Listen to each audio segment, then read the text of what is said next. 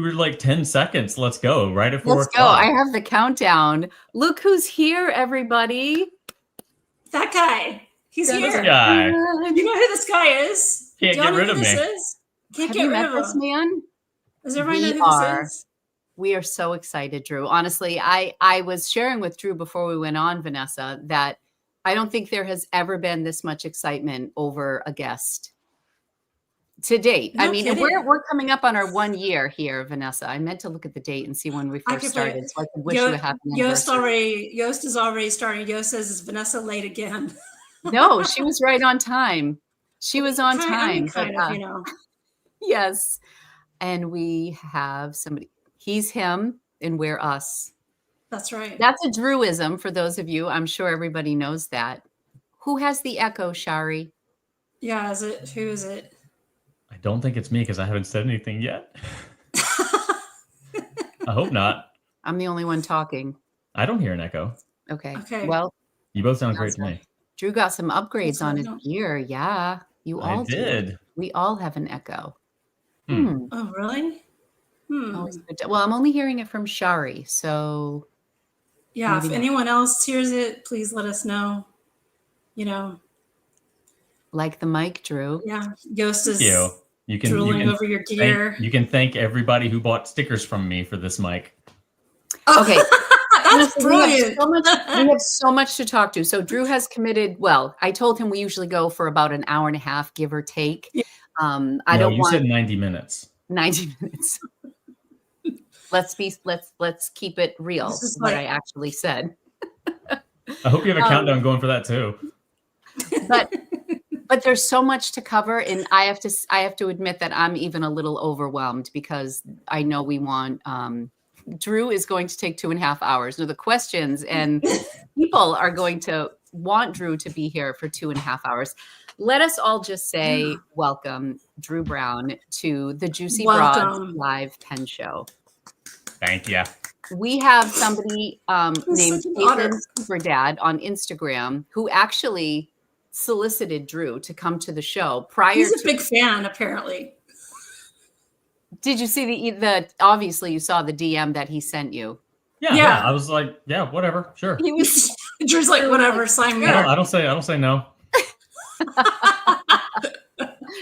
Well, we are very excited that Caitlin Superdad got the ball rolling, and then Vanessa reached out, and we're just happy that you're here. And obviously, me and Drew, we're like buddies, man. We're like old friends, you know. Like, I mean, hello. So let's hear the Vanessa and Drew story. Where did you first meet? Is there a story?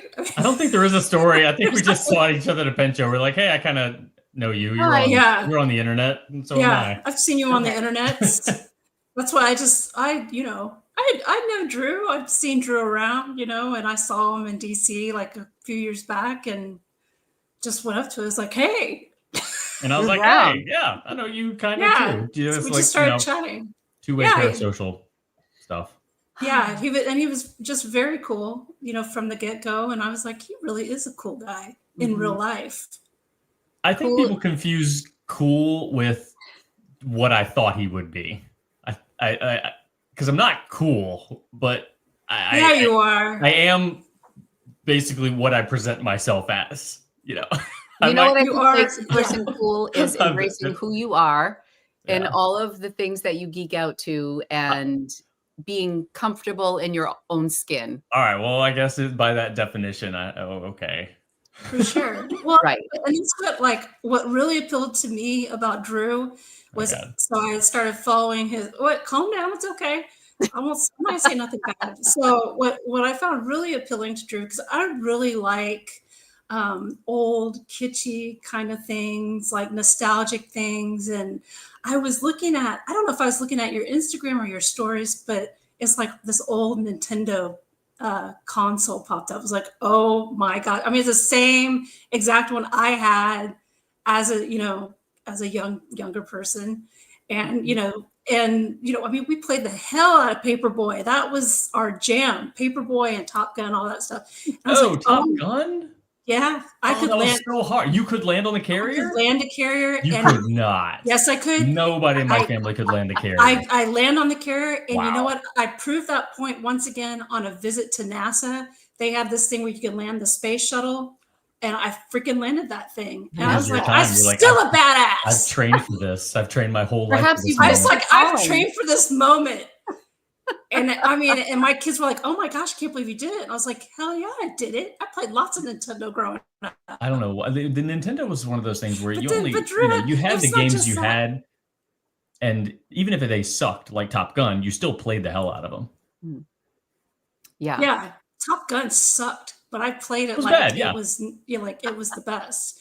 So yeah, it was, but I learned how to land a plane on a carrier, and later on I joined the Navy. So who knows? Maybe it's related somehow. I don't know.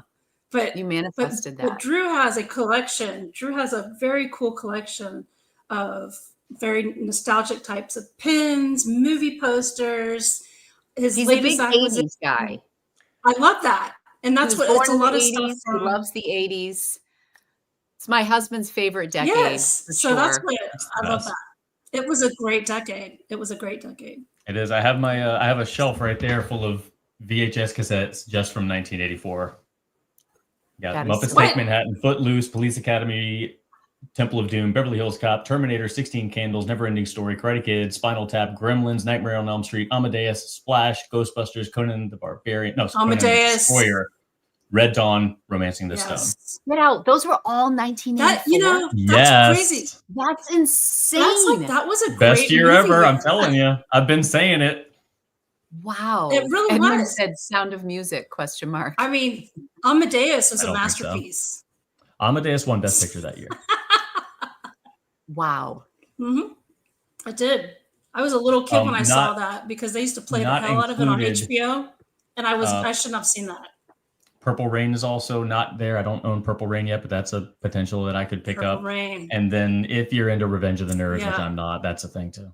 I loved Revenge of the Nerds. I do. I It But that was a used to, big but thing it back didn't- then. I wasn't it didn't allowed age to well. see it. didn't I was not age allowed well. to see it. Probably not. I'm No. sure Yes. it didn't. Wow. No, I it's want like to go over that list so again. That was raunchy. pretty impressive. Yeah. I know, right? Red Dawn. I mean, just Ghostbusters that's and Karate like- Kid that is alone, like right? I mean, there's a bunch of them spawned That is franchises, impressive. like Police I have Academy to say spawned a Footloose may franchise. be my favorite Oh, of that Police list. Academy. I was a Oh huge my Footloose gosh. girl. Beverly Hills Cop spawned a franchise. Terminator spawned a franchise. Karate Kid Yeah. spawned a franchise. Gremlins, Nightmare on Elm Street, both spawned franchises. Ghostbusters spawned Gremlins, franchises. wow. Like all of these things are the beginning of greatness. Did you see Also- the new Beverly Hills Cop? The beginning of greatness was also born in 1984. So, Oh, Yeah. of course. Nice. and I spawned a franchise. He's 10 years old. Ha! Damn. It's all because everything was perfectly aligned and Drew inspired franchises. That was Yeah. it. They're just like something's different about the world now. I don't know. There's something. Something all these new. great movies. Andrew Brown. Look at us go. All right. Well, before we do our like typical like sharing stuff, because that I feel like we that can be like several minutes. And since Drew is like the focus today, I just course. want to. I was saying to Drew before we started, I just have been a little at a loss of words, like with what happened. We miss you on the Pencast. In fact, I don't think I've watched it since the explanation video came out. And I just want to know how you're doing. I mean, I think that is a question a lot of people ask. How are you doing? What happened? What do you feel comfortable sharing? And where are you at right now? Yeah, that's a big That's question. a heavy but question. one- Just it- feel yeah, but free it's to- one yeah. I can answer very very easily because it's been on my mind a lot. You know, I did get let go. It was devastating. I felt broken and shattered and all the things that I won't get into just how that made me feel, but you can imagine. It was a long, over a decade I was there, and I very honestly thought that pens were in the rearview mirror for me. I thought that every relationship that I had, cultivated, every friendship that I had made, I felt like that was all that only existed because of my position. Mhm. And, until it was made public, I was just in that headspace and my wife was in that headspace and we were like, what are we going to do? And then it got public and the love started coming my way. And I cannot really put into words. I'm going to try, but it 100% lifted me up or prevented me from going down to a place where I think a lot of people probably find themselves in when they lose something like that, and I was in a position where hundreds of people reached out to me, and some of them said literally unprompted, and multiple people said this, you are more than your job.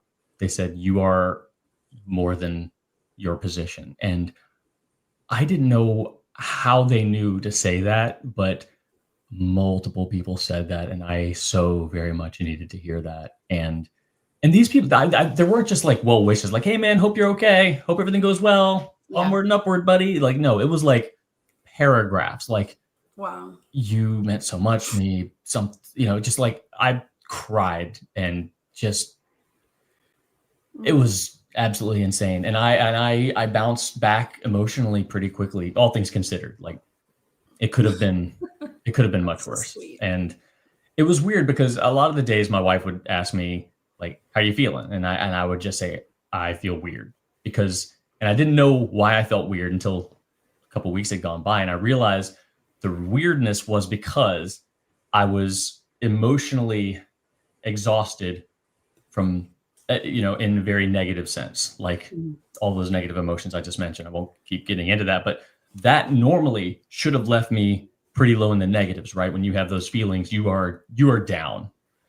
But I had so much love and support and kindness coming my way, like constantly, y'all. I'm not kidding. Like, it was just, I believe it. Rapid fire. And I believe it. And sincere paragraphs. And that lifted me up. So it was like I was going down, but being lifted up at the same time. So I was ending the day kind of neutral, but I was absolutely emotionally exhausted. And it was weird being neutral, not feeling overly happy or overly sad, but yet feeling like I was all of those things. Like, how can you feel kind of, I'm fine, neutral, but also feel completely emotionally wiped?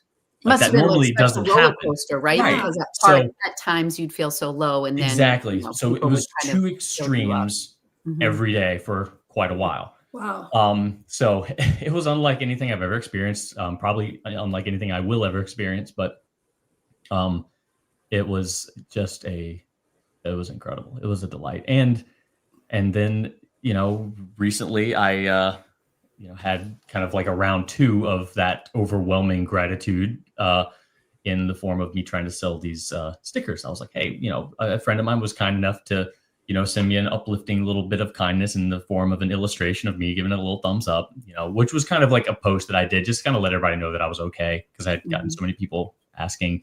So having that be illustrated, I was like, well, that's kind of appropriate for me to kind of give, send some of this back. And I was like, the proceeds of these stickers, would, maybe give me a new mic or something.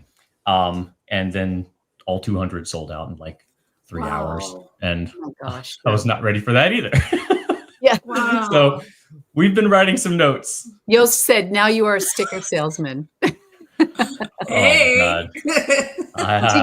Thank you for being so open with us. Always. Yeah. No, I'm a pretty open book. I'm not like, I don't want people to, I don't surround myself with people that I need to figure out. Like, and I tell people this all the time, and I don't want to be that person either. So I'm a pretty transparent. But it is potentially a sensitive subject. And I did not know until today that you were let go. I assumed you left on your own accord. I had no idea. So, and Vanessa said the same thing. Yeah. So I think just that alone had me like, whoa. You know? that really took me back or aback, because I was like, okay, whoa. For some reason, I was thinking you left, but yeah, that's wow. It's just it just like it really changes my perspective now. Yeah. So, but I have to say, everything you've said regarding, the outpouring of love to you, I mean, it just really shows how the pen community is.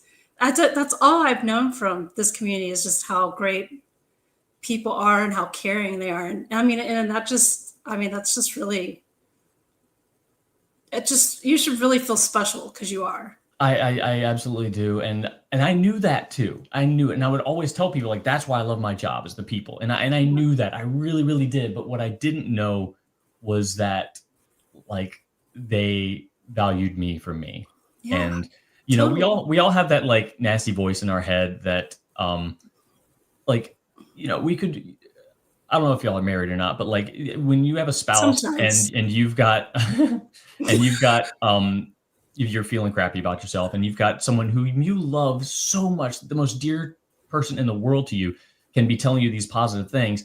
And even though you love that person so much and their opinion means more than anyone, they still can't get past that mean voice in our head, right? Right. Like it just, when we've got that nasty voice telling us that we're worthless, we're ugly, we're fat, we're lazy, whatever, nothing can beat it. But let me just say, like I had that voice in my head telling me that I'm worthless. I'm like all of your value was a mirage. You know, the imposter syndrome finally caught up with you. They finally figured out that you're really not what, you know, they thought you were, like all that. And there was so much support. For the first time in my life, there was something that could overwhelm the mean voice. And that's never happened before in my life. And it happened during. Well, hopefully you realize how remarkable you are and that voice needs to shut the hell up. Because I'm gonna remember it. Like it's going to be I feel like it would be almost a disservice to the people who took their time to reach out to me with such sincere little nuggets of gratitude. It would be almost a disservice to them and their efforts to not keep that in mind. And you know, help me just maintain, you know, the emotional kind of realization of value and, you know, move forward. Totally. One of the things I've always said to my kids, it doesn't always feel that way, but I think long term, you get what you give. Mm-hmm. I say it all the time. And, you know, maybe you didn't get invited to that party and they're feeling lousy, or maybe you know, there are always things in our day-to-day lives that may not feel that way. But I think long term, if you are constantly putting goodness out there, then goodness comes back to you. And I think that's what's happening to you right now. Truly. I've always hoped that was the case. Sometimes I wonder, like, you know, you see a lot of villains kind of winning in the world. And I'm like, maybe not. But, you know, I'm still going to hang on to that. I'm still going to tell that to my kid at least. Yeah, for sure. And speaking of your kid, oh my gosh, he's like the spitting image of you. A lot of people say that, and my wife agrees, but he hates that. Oh, I'm sure he does. But when he gets older, I don't think he'll hate it as much. But I mean, but I love the stuff that you post with, you know, stuff that you and your son do. You know, like just your Halloween costumes are always so cool. You know, and it's just, I just love the whole, just your whole family dynamic is so awesome. And your wife is a singer, an incredible singer, correct? Yeah. She is. Yes, she's amazing. And the two of you, there was apparently she won an award last night. We were up, you know, about to go to bed, and she just gets a text from a friend who attended this award ceremony that she didn't bother to attend or even vote in, and apparently she tied with another person for like best cabaret of the year. Oh my goodness! And she's like, "Oh my god, I won something!" I'm like, "Is it like a physical award?" She's like, "I don't know. I'm gonna find out." Like, "Oh my god, yeah. Apparently I tied with somebody else," and I was like, "And you didn't vote?" I was like, "Shannon, if you would have voted, you wouldn't have tied." That's hilarious. Yeah, exactly. Right? Man. Hello. Oh my goodness. She's fantastic. If anybody that thinks I'm entertaining or interesting, my wife is infinitely more entertaining and interesting than I am. Oh, you guys are a really sweet couple, and we I love your Halloween costumes we might do some together. stuff in tandem, kind of moving forward. You know, with you know, my own channel and platform. I think that you know, I might get her in here. She's delightful. That would be so great. Great segue, Drew. Yes. Tell us a little bit. Tell us what's going on. So this was one of my questions. I don't know if you said it when the camera was rolling or before, where you said you really had a hard time even picking up a pen, you know, afterwards. I was a little unplugged. Tokyo. You went to Tokyo with CY. Yeah. I was invited by CY of Cusado and Tokyo Station Pens. And he was my host and tour guide, and he was phenomenal. I couldn't have asked for a better friend to kind of navigate my first casual international experience. It was still work-ish. Like I did take over his Instagram for the week. We did attend the Tokyo International Pen Show. I was a guest on the Tokyo Inklings podcast. So there was some official capacity there, but there was also some downtime where we got to visit some temples and a lot of really fabulously nerdy stores. And it was a heck of an experience. I unfortunately didn't feel well for maybe half the trip, but it was still absolutely incredible. And looking back, I took enough pictures, I experienced enough things. He really made sure that our time was optimized. We did a lot of stuff. Was it hard to recover from the time change? I think that was one of my biggest problems. Coming back was fine, but when I went there, I didn't sleep. So I was up for about 24 hours, finally went to bed, and I took a, what's those sleepy gummies called? Melatonin? Melatonin. Yeah. And I went right to sleep, but then had terrible dreams. And I later found out that that's kind of a side effect, apparently. So I did not sleep well the whole time I was there. And I think I was dehydrated and headaches and just, I got nauseous on the subway one time. Just not my. It's really a struggle. I went 100%. to the first time last August, and my husband travels quite a bit. And he said, no matter how much you sleep, how much you think you're going to be able to catch up, we're just not there long enough for you to actually get into any sort of a rhythm. So you just have to kind of plow through. Yep. And I was in a bit of a fog, and it was also 96 degrees the whole week. And I feel like I enjoyed it more when I reflected, because we did do so many incredible things, which sounds like what you're saying, Drew. Yeah. Upon reflection, it really is something special, and I paid attention to enough details that it's all kind of coming back to me. I'm like, oh my God, wow. We did that. Yeah. There actually were no potholes. Holy crap. It was a clean city. There were no potholes. That's so true. Not one. I'm super jealous. That's like my bucket list. Vanessa needs to get there. You're going to get there. I hope so. I don't know who I have to sell or who I got to put on the street, but we got to make some money. Somebody's going to make some money for me. Yeah.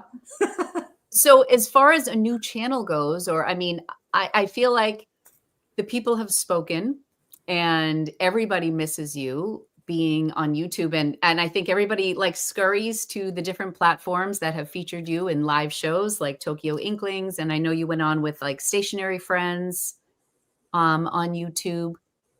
The Stationary Cafe. Yeah. Stationary Cafe. That's it. I'm sorry. Yes. So moving forward, what are your thoughts on what a Drew Brown YouTube channel might look like? I will say not pens. Okay. I'm still going to look to pursue pens professionally. After everything that happened, all the support that came my way, after applying to a few jobs in the Richmond area here in Virginia, I quickly realized that I would be a fool to not continue to connect with these wonderful people who, have an appreciation of me, and that appreciation is, reciprocated tenfold. I feel like it would be silly to step away from that. So I'm committed to continuing a professional career in the pen and stationery industry. So that's where I'm going to focus on the pen stuff. And I think that for the YouTube thing, I think that a lot of the reason I was able to connect with the folks that I connected with was just because I shared my life with them, and I just kind of was myself. And from what I hear, people seem to value that. So I was like, okay, well, I can do that. I'm not a performer, and I am an introvert. A lot of people are surprised by that, but I can talk forever about things that I'm legitimately interested in. And I have a lot that I'm legitimately interested in. So I'm very excitable by nature, which again is probably why people think I'm an extrovert. But I'm just a dork. I'm just a dork that enjoys stupid things. But I will talk about kind of whatever is going on at the moment. I don't know what the structure is going to be. I don't know if it'll ever take the form of a podcast or if it'll just be on YouTube. But I think I'll probably recap Tokyo. I think that's a easy target to start off with. Yeah, that's great. And then I've got a couple other ideas of just kind of things that are on my brain that I feel like I could yap about. So I don't know. No solid structure yet. I'd like to hear you talk about like some of these interesting finds such as like collectibles. The Pizza Hut cup and the lamp behind you. Like, so, what inspires this, and how in the world do you acquire it?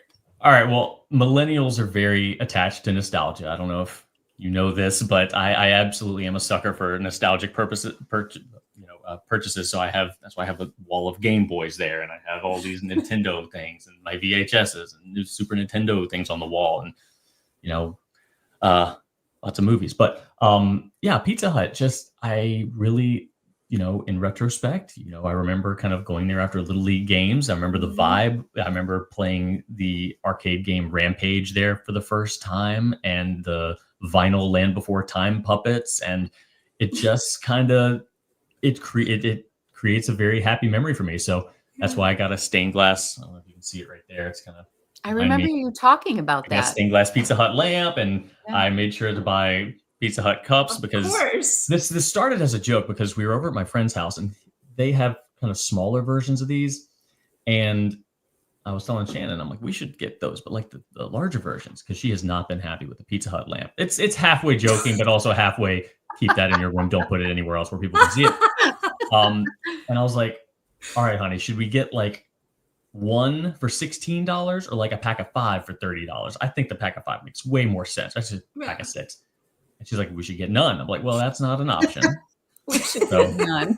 It was halfway trolling her, and then halfway I'm like, heck yeah, Pizza Hut cups.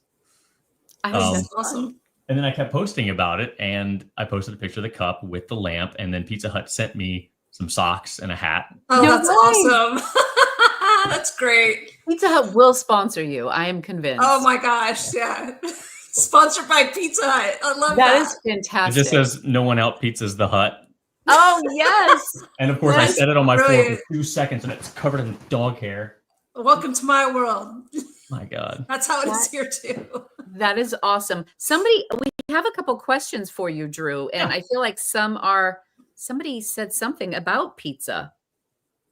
If Drew designed a Pizza Hut inspired fountain pen, what would it look like? Make, model, ink pairing, etc.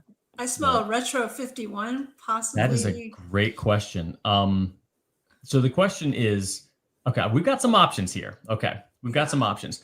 Either A, red demonstrator with this same kind of texture. You know it if you know it. Oh yeah, you know it. Option B, vinyl. What do they call it when a piece of furniture has those like buttons stuck in it, or like upholstery? Yeah, but like, I don't know if that's like a special. It's like not studded. It's like, they take the little buttons and they punch them in there. Maybe tufted. Yeah. That's what I just read. Anyway, vinyl, like red vinyl, a tufted pen to simulate the booths. Oh, there. That would be so great. Or tufted. There we go. Thank you, Susie. Or stained glass, some sort of faux like stained glass to represent the lamps. That would be pretty difficult, but I don't know. You give Banu something, they don't say no to anything. Banu would they'll try anything. They'll throw some glitter in there and like take handfuls of glitter. It's like, but that would be so awesome. That would be exciting. Drew, honestly, I think you could just do a YouTube channel and just talk about hypothetical pens all day long. That's like your specialty. I do. I will miss that. So hopefully I can be in a position in the future where I can help design some more pens, because that was a lot of fun for me. Yeah, that would be awesome. Pepperoni pen scented. Ooh. And like a scratch and sniff sticker. A lot of stained glass. Beneath, but here, Julia here, Banu, right? I don't know if I could click.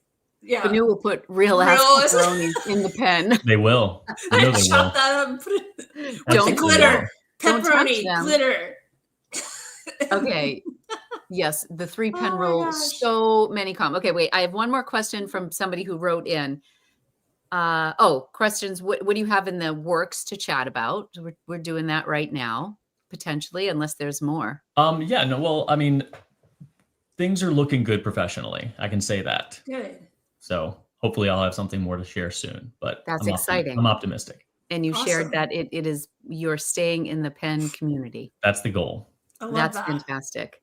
The same person, KL Hong, she asked that question and then said, has Drew thought about doing a show where he chats with pen makers and plays with pens and inks?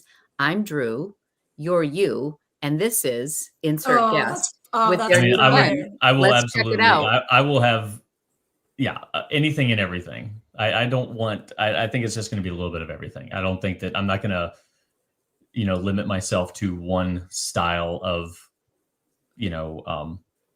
one topic or one genre. I mean, honestly, like one of my favorite things to do is find people to kind of just share about their hobbies, their rabbit holes. Because one thing I've learned in talking to so many fountain pen friends is that there's not ever a person who's just into fountain pens. They're always into something else. And the something else is always fascinating. Like, even if I'm not personally into it, like I can listen and be completely enraptured with the way, like if you hear somebody who's truly passionate about something, just kind of being able to nerd out about something. Yeah. You're just into it because that passion comes through. And I love that. So I would gladly, like, if someone wants to talk about their RC cars or someone wants to talk about their knitting, like, go nuts. Like vintage cameras. Yeah. Whatever. Let me hear about it. Oh, it's like everybody collects. If you're like a true nerd about something, you can connect with another nerd. Even if it's somebody talking about football statistics, like that's not going to be something I'm interested in pursuing after the discussion. But in the midst of the discussion, if I hear that passion and interest, I'm like, okay, yeah, tell me more. All right. So this is a what now? I love that. I'll eat it up. I think we're drawn to that, like when people show like that amount of passion, it's like, you're just drawn to that excitement. It's really palpable. You could feel it. Absolutely. Just somebody being excited about something. 100%. And that's just something that I think everybody needs. Everybody needs something to just totally nerd out about. One of my favorite questions to ask people in interviews or just kind of like getting to know somebody is, what's a topic or conversation that you will always jump into? Because we all have it. If we hear somebody talking about something, you're like, oh, wait, what? I have an opinion on that. Like, hold on, y'all talking about, what'd you say about the Star Wars sequels? Come on now. Like, hold on. They're not that bad, Jay to Drew. Jay's my husband. You guys would chat. You guys would have a lot of fun with Star Wars. That's when I tune out. Oh, my wife too. Oh, that's really? I don't know what it is. My family is divided. Like I like Harry Potter. I Star Wars I have a hard time getting into. Oh my gosh, we're a Star Wars family. Does not like it at all. Look, my wife and I don't really have similar hobbies.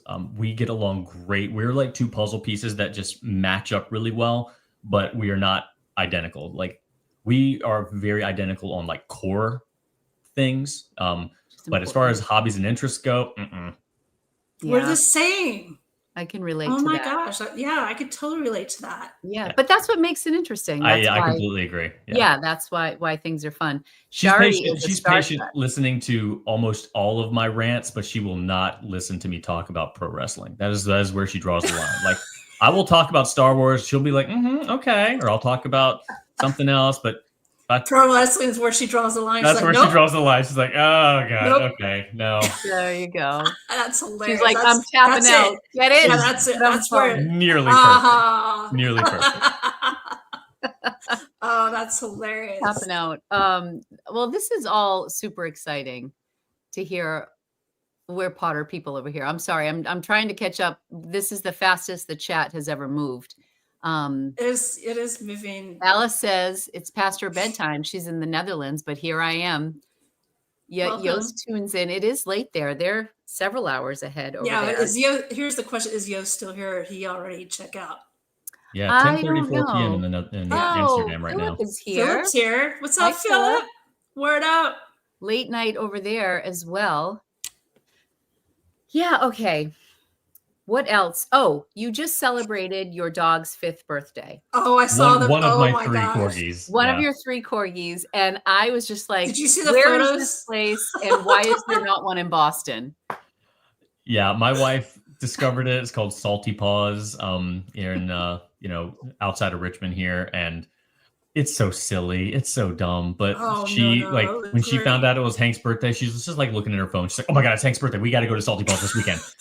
I'm like, oh, okay. So she just gets so excited. She's like, all right, what ice cream flavor are we going to pick out? They're all disgusting sounding because it's seriously like it's a What dog did ice you cream guys shop. ultimately pick for Hank? I don't know, hamburger or something like that. I think. Well, that's what hold on. I think I saved a screenshot because I was like, we have to talk about this. Yeah, it was like bacon cheeseburger. And then she paid extra for like extra bacon toppings. I'm like, woman, this does not matter. Okay, wait. Like, we don't even give them special treats So because they don't care. We just give them bits of their own food. And they're like, oh boy, this is great. Yeah, I was just like, that is the cutest thing I've ever seen. One really unique thing about Hank. So he just turned 5. He's actually the father of our youngest dog, Felix. And he came to us with dry eye. So his left eye does not produce tears. So we had to do drops like multiple times a day, maybe 4 or 5 times a day, just to keep his eye lubricated. And he was always squinting it because it was just really dry. And even after we put drops in, it's still a little squinty because, you got to force that thing open, put drops in there. It's just constant irritation. Yeah. And so eventually we actually did some surgery, and it was a very interesting surgery. So what they did was redirect a salivary duct to his eye. So in effect, he drools out of his eye. That is insanely awesome. So it's sterile. It's part of his body. And so now you saw it when he got the ice cream. His eye just goes nuts? Starts crying when he's about to get a treat. Yeah. But he's happy. He's got a more wet eye than a more dry eye now. So instead of adding drops, we're just wiping it now. Just give him a snack. Yeah, it's like here you 100%. Go. Oh, your buddy. Yeah, it's like buddy, your eyes.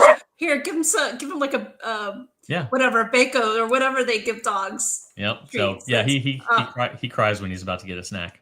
Oh my gosh. Well, when I first saw the story and I was watching and I saw the flavors and they were scooping, I was like, what the hell kind of place are they at? Like who eats like bacon cheeseburger ice cream? And then I saw it was for dogs. Like, oh, okay. And then I was like, that's for dogs. That is so cool. Oh my gosh. And yeah, that looked amazing. He's a good boy. Very snuggly. Now, did you taste any of the ice cream? No, I almost asked the person that worked there if she's ever tried any, but I'm like, no, I'm sure she gets asked that all the time. I'm not going to be that guy. Now my dogs are flipping out. My daughter just got home, so. Yeah, I am so sorry. So my son Rocco is asleep in the room across the hall. He was in South Carolina last night. He flew down with his buddy to go visit a friend at University of South Carolina. They thought it'd be a good idea to stay up so they wouldn't miss their flight at 4:45 a.m. So apparently they slept for like 20 minutes before they had to get in their Uber. So they arrived in Boston and then Ubered home, and like literally he just beelined upstairs. But now Lumpy hears them like moving. And so that's why he keeps barking, and he's very excited any movement to if you advertised a show to me called Rocco and Lumpy, I'm like, I'm watching that. I'm in. I don't even know what it's about, but like Rocco and Lumpy, like sign me up, take my money. I don't know, what is that about? Is it a spaghetti sauce or is it a sitcom? I don't care. I get comments on both their names all the time. I love it. Yeah, I always say my mom is French Canadian. My dad was Italian, so I have Anthony, Angelina, and Rocco, and my mother feels robbed because we don't have any French names. And then my dad's nickname was Lumpy, and we got Lumpy when my dad was sick. And we had Lucky and Lulu before Lumpy. So I said to my dad, we're going to name him after you. In the 70s, my dad used to play darts, and he had he created the scoreboard, and it was a bunch like a hippie fest downstairs. They would all play darts, and it was called Lumpy's Lounge.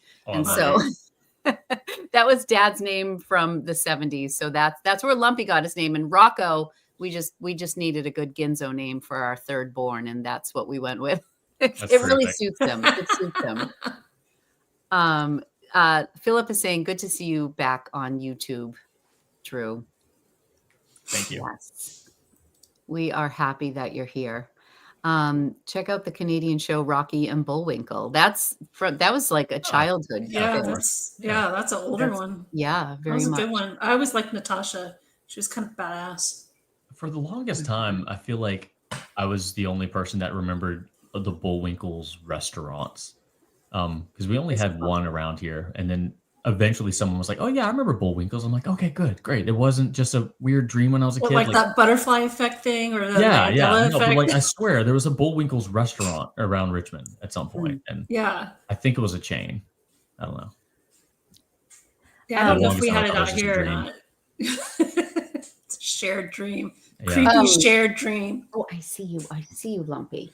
All I right. love Lumpy. So do we want to do our typical show and tell? Show and tell, Yeah. and then we'll have some. Yeah, totally. Maybe we can open it up to Q&A after show and tell, and we talk a little bit. This is the segment of today's show where we will actually talk about pens. Does that sound good? Great. Okay, so at the start of our show, it used to be a pen in a bag, but then we would veer off, and sometimes we wanted to show a pen case or a new hat. Yeah. So it kind of just turned into show and tell. It usually has a pen involved, but feel free to share anything with us because you have a lot of fun collectibles. So don't be limited by your pen collection. I don't even know where to begin. You know, I actually have one that I don't have right now, but I bought it about 45 minutes ago. I haven't told my wife yet. So secrets out, Shannon. So I was watching Days of Thunder, right, with Tom Cruise, and I don't know if you know this, but I'm a fan of the denim jacket. And no, I know it's a classic. I have too many of them, but I didn't have one with a corduroy collar. Oh, and I was like, man, that Tom Cruise is looking good with that corduroy collar denim jacket right there. Let me just go see what I can find. And apparently they were an old Lee brand from the 70s and 80s called the Storm Rider.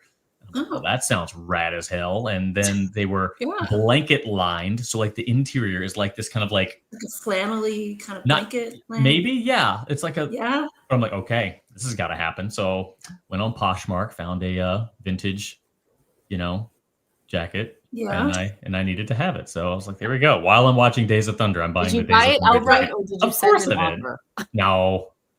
He's like, take my money. Yeah, I mean, I was like, okay, PayPal installments. Yeah, sure, why not? Yeah, why not? Why not? So bad about that. So this jacket is like vintage from. Yeah. That's so cool. Yeah. So you have it in your possession. You're looking. No. Hopefully it doesn't smell weird. But I bought the jacket that I put all the patches on. I bought that used off of Poshmark as well. Okay. That was like $20. So. I tell you, man, Poshmark, you can find anything on Poshmark. I mean, Lori's a seller on Poshmark. Poshmark. That's my day job, Drew. That's her thing. Yeah? Oh, nice. Yeah, I'm a reseller. I like it. I buy clothes and flip them on the internet. Really? Yeah. That's cool. That's what I do. So so we're here, Juicy Broads, and then my pen journaling channel is called Time with Tata. Tata is my last name. It's and then Tata? I know. Well, it's Italian, so That's what I always thought was Tata. That's what I thought. Tata. But we have it's been Americanized, but it is Italian, and Tata is the correct pronunciation. But it's been Americanized for years. We've been saying Tata, except you need to go back to Tata, because if it keeps getting Americanized, it's going to be Tater. Tater.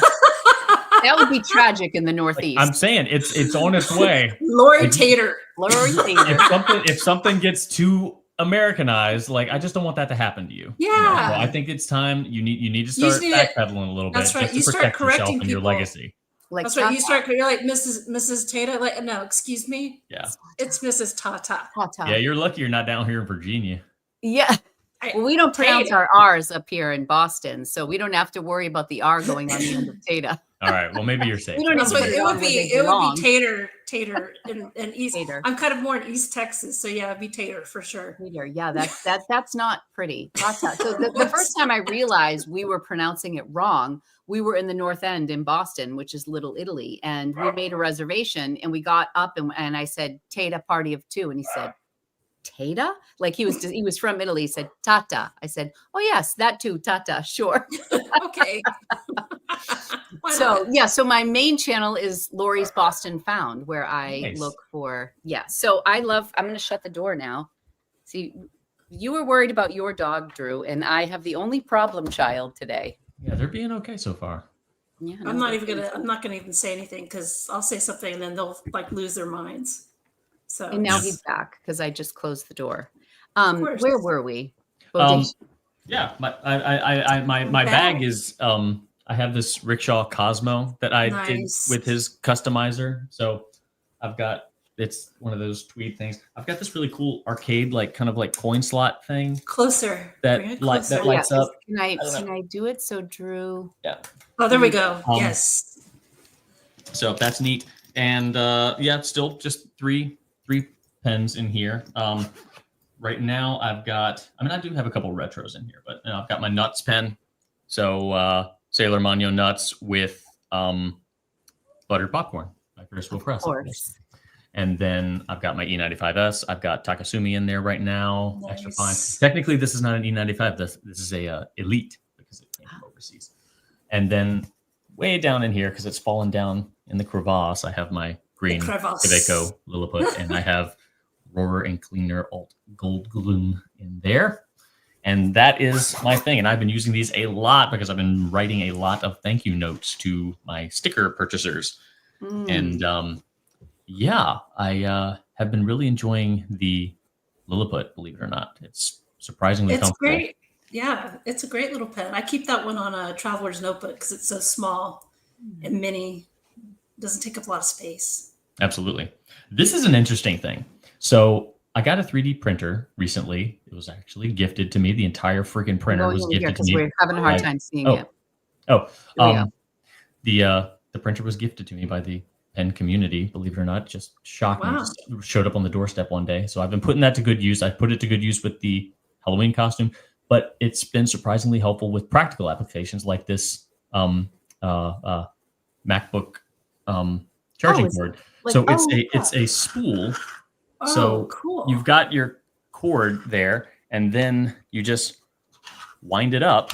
Oh my gosh. And you save a ton of room in your bag because now I just have this little puck here, and it goes in my bag, and it doesn't get all tangled up and everything. Brilliant. So that is cool. And there's no glue or anything required. You just, this is 2 prints. I printed it in 2 colors, so I did black and white, and then it just kind of screws together. You put your cord in there, and boom, done.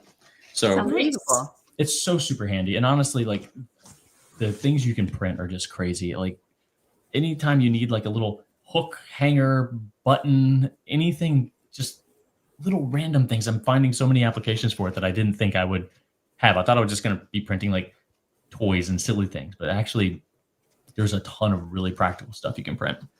Wow. I never go anywhere without my my PSP Go. It's an old game system that's probably from the mid 2000s, maybe like 2005 or something. And it's just a great on-the-go gaming system. Right now I'm playing Chrono Cross for the PS1, and it's got a solid battery, but it's a very small form factor, and you can also mod it to play Super Nintendo and Nintendo games as well. The case looked pretty cool for that too, Drew. The case was custom made by a friend of mine. So this was done by a leather worker in Arizona. It is the Dark Tower by Stephen King. So you've got the rose down there at the bottom, and then the tower itself. So this was made for my Samsung Galaxy S3 back in the day. And I was super sad because I couldn't use it anymore because phones kept getting bigger. But I found out that the PS That's perfect. Like a perfect match. It is. So that makes me very happy. I can continue to use this awesome leather case. It's the same guy that did my wallet. I just carry with me this tiny little wallet, nothing but my card, my driver's license, and my health insurance card. It's super, super small. That's very streamlined. I'm not a gigantic wallet guy. There you go. And then let's see. Nothing else super interesting in here. I don't really have a journal that I'm actively using, just a bunch of notepads. Did you journal a lot after you left Goulet? I've never journaled a lot, honestly. No, okay. He's in my club.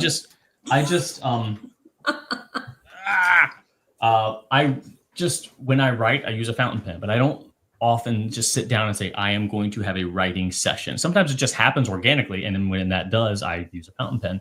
Yeah. I would say like right now I'm using them a ton because I'm writing notes and letters. But I'd say that the only time I sit down and have like a writing session is when I find a good recipe and I want to put it in one of my books where I just because recipe websites are just garbage and I hate going back to them. If I find a recipe that I want to use again, I just write it down. So I take my time, I transcribe it, I write very clearly and legibly, and I put it in, I think it's a one of those endless recorder notebooks. And you have all your good. recipes in there. That's wonderful. Yeah. And then you can make adjustments, and you can say like how you change things up and make it your own too as you go back to it. Yes, I have done that. Mm-hmm. It's still not right yet, but I'm trying. What's your favorite recipe in there right now? What's the most recent thing you've written down or made from your recipe book? That's a good question. Let's see. There are the thing I keep going back to the most are these Mexican kind of they're like Mexican chocolate cookies, they call them, but like Mexican hot chocolate cookies. And they're basically chocolate cookies with cayenne. And they've got this chocolate and cayenne are just such a wonderful combination. A little kick. Oh, that sounds great. I first discovered it when I had ice cream, actually, and it was called spicy hot chocolate ice cream. I'm like, what? And I tasted it, and I just said, this is ice cream, that's chocolate ice cream with cayenne pepper. So I started putting cayenne in my hot chocolate, and that was amazing. So I am all about some spicy chocolate. That is very cool. Yeah. Cayenne is the best spice. Good for you. Yeah. So I probably make that the most, and that required no editing. It is perfect just the way it is. That's wonderful. Yeah. Now Yost wants to try those cookies. Now he wants cookies. Yost, I am not a knife person, and that's an interesting topic. I know, sorry to get off topic from the bags and stuff, but I do find it interesting that with knives and watches and safety razors, like I've gone into those hobbies just long enough to get the thing I want, and then I leave. And then you're out. Yeah, but I get it. Like I see the appeal. I've gone there. I've got a couple good knives. I got a couple fine watches, nothing over like $1,000. I don't even think anything over 500, but, and then, with the safety razor, like I love it. That's cool. I'm going to do that from now on, but I have one blade or one handle. That's enough. I'm fine. You're never going to go to the collection side of that. Right. And honestly, I might be that way if I wasn't kind of in the fountain pen profession. I might have 10 pens and be like, okay, cool, I'm done. I can't say for sure because I've never been in that place, but that's how I approach a lot of kind of those analog hobbies. So maybe I would, I don't know.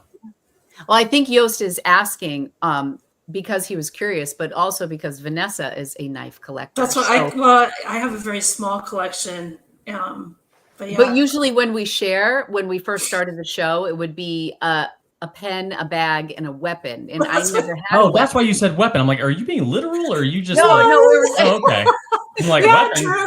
And she's just like, yeah. We'll have to give Drew some context here. Yeah, I have no. Well, that's what. Well, so Drew's like, is there anything I need to know? It's like, we do like a little show and tell. If you want to bring like a bag, a pen, if a weapon, if you got one, and that's what he kind of wrote back like.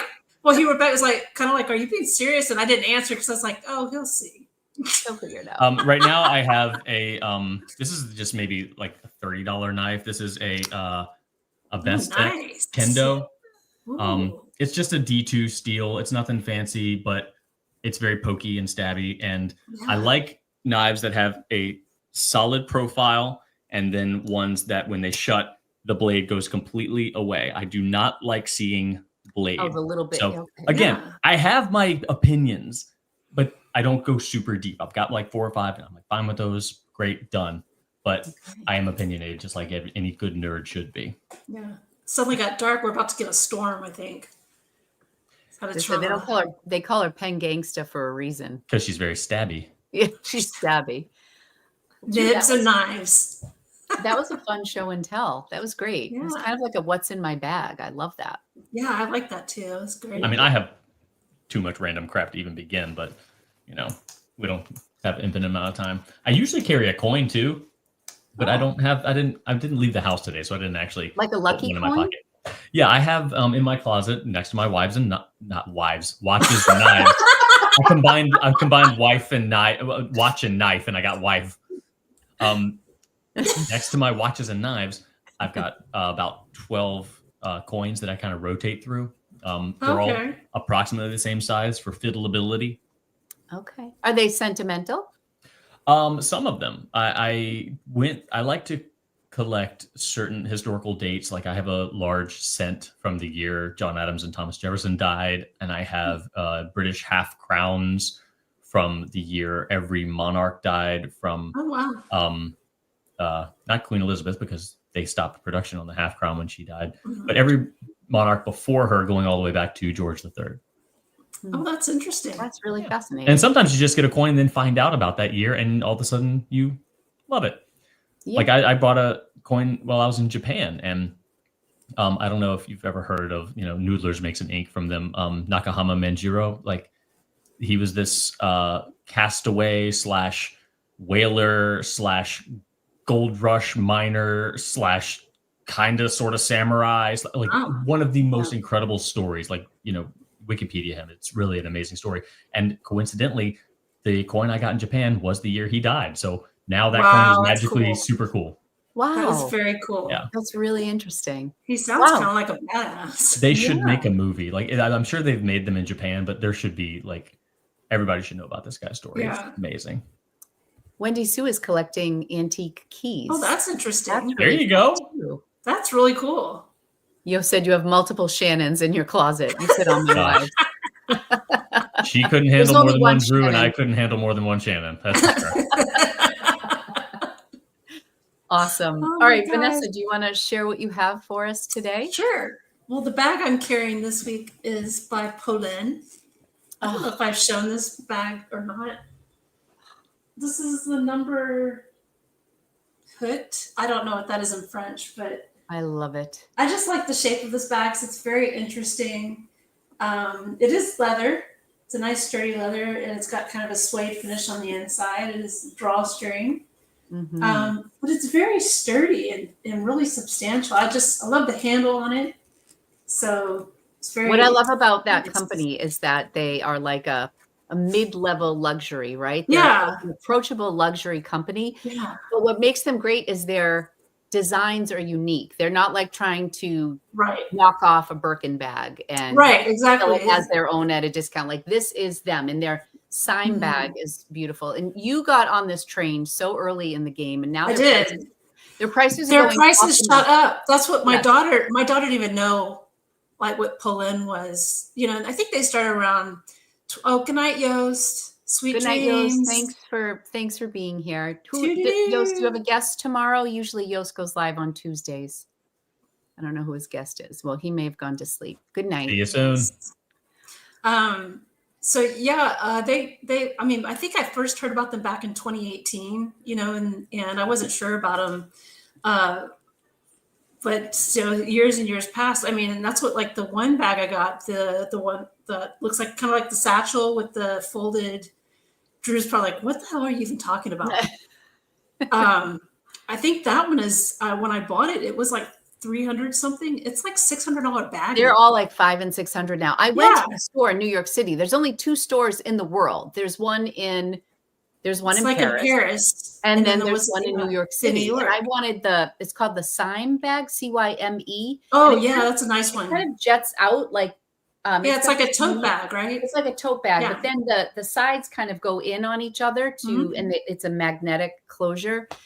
And the color that I want, it's sold out. It's sold out. It's sold out. It's $520 for the larger one. I heard when it was first out, it was like maybe $450. Yeah. And one of the big heavy hitters for the LVMLN brand, it's Louis Vuitton, basically. Yeah. Some guy from Louis Vuitton just bought huge stock in Polin. So there's also speculation now if they're just going to become like a mega brand over the next 10 years. And that's when I get turned off. That's when you jump ship. That's pretty much when I jump, because I like little niche products. And when I first saw them, the Polin brand, I was like, they're unique, they're simple, it's a streamlined design. I like that. And then I see everybody's like, and then I'm going to sell them. Well, no, I mean, don't. She's like, that's it. Damn it. That's it. I'm done. It's like, if everybody has it, I don't want it. I'm tapping out. I'm still waiting for my sign to come back in stock. That is a gorgeous bag, though. It is. I love it. It is gorgeous. I do love it. So one last look at it, y'all. It is a nice bag. They don't make it in this color. This is the burgundy color. But yeah, they only have 4 colors now. They used to have like a whole rainbow of colors you could choose from. And then the pen I'm going to show you guys was a complete, like, I was scrolling through Instagram, Papier Plume Speed popped up, and they had this pen. It's the new custom 743 Verdigris. It's the green pen. The exclusive. Yeah, the US exclusive. And I mean, I like got off Instagram and went straight over to their website. And What I nib size? don't, the papier plume. Oh, they have an exclusive nib size? No. I just went over to their website. And No, I'm bought wondering the what pen. nib size you chose. Oh, I chose the broad, juicy broad. I mean, wow. They've got some unique. They've got like, I think they've got the signature nib on that pen, and they might have some other. The 743 has some interesting nibs sometimes. So Yeah, they did. did. They had stepped outside your comfort zone. Well, they had a falcon nib, but somebody got it. I don't think Papier Plume got a lot of them, just a handful of them. So I got the only broad. So I figured I can get that ground. Kirk is going to be over at Dromgold's this weekend, so I was going to get something special. It's hard to the little. No, you're right in the center. It's perfect. So I'm trying to keep it. It's on a hard camera. color to capture for sure. It really is, and it's really a beautiful color. I've got it inked right now with Diamine Bloody Absinthe, which is it matches perfectly. It's got your a nice Instagram post was lovely. The ink pen combo, I loved. I haven't seen that color.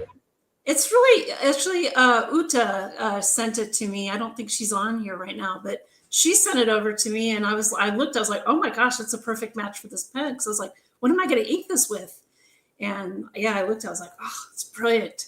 So yeah, I mean, this was a total impulse buy. I still can't believe I did it. Like I usually like take a step back. I'm like, okay, let me see if I could find a discount somewhere. But no, I just like went and just yeah. And I know I'm usually the impulsive one. Yeah, I'm the not impulsive. I will have to think about it. I'm like, in a year, am I still going to be excited about this pen or not? And I don't think pilots get old, not the writing experience. No, and it writes really good. I mean, it's a really good writer. So yeah, it's so for those of you watching, the 743 is like the 823, but it's a cartridge version. Right. It's got the Con 70 filler, so it's not like a regular converter. It actually holds quite a bit more ink, I think. Better than the Con 40. And I just like the way it feels because it's like a button filler. You just keep pressing it and watch it go. So it's just, it's kind of an exciting little experience. Do you prefer the 743 to the 823? I think the converter is a lot easier to clean than the vacuum filler. For sure. So yeah, I kind of do because I have both. I have the quartz colored one and yeah, I hate cleaning them out. This one's so much easier because you just do the button filler and it's done, and just yeah. So yeah, I kind of do prefer the 743 more. Me too. Yeah. Okay, and I know what you're all waiting. What weapon does she have today? Well, I have a classic. I have a classic. What do we have today? The last classic I had was a piece of rope, because that's a multifunctional type of weapon. But today I have another classic that everyone and their mom should keep by their bedside. Can you guess what it is? A bat. It is a bat. Yeah. That's the only weapon we have in this house. We keep bats under the beds. Yes, this is a classic. So if anyone breaks in or your dog gets crazy, you just bring this baby out and you say, listen, buddy. Pipe down. I don't think you want to tango with me tonight. She gets all Texas on us, Drew. So, I mean, I'm stereotyping. I'm sorry. No, it's okay. No, I mean, if she was really Texas, wouldn't she have just some horseshoes she'd throw at the home invader or something like that? Could. Yeah. I think we do have a horseshoe around. I mean, somewhere. personally, if I'm, conducting a home invasion, I would be more afraid of somebody with just a hand, two horseshoes in their hand, screaming "yeehaw" coming down the stairs at me. That would be terrifying. That's frightening because the level of confidence there is staggeringly terrifying. I mean, in a way, I guess if you think about it, the horseshoe is kind of like the Texas Chinese star. Yeah, absolutely. It's like a ninja star, but it's a cowboy star. Yeah, but it's a cowboy star. Yeah, 100%. I mean, that's so cliche, Vanessa. Come on. I know, but I'm gonna be honest, you guys. I'm starting to run out of weapons here. Yeah. I thought maybe you need to start fashioning your own, actually drive some nails into that thing. I know it's aluminum, that wouldn't work. No, but, you know what? I watched Walking Dead. I know what you're talking about. That's next level. Start making your own. Come on. I might step you're up. Right. Damn it, Drew, you're right.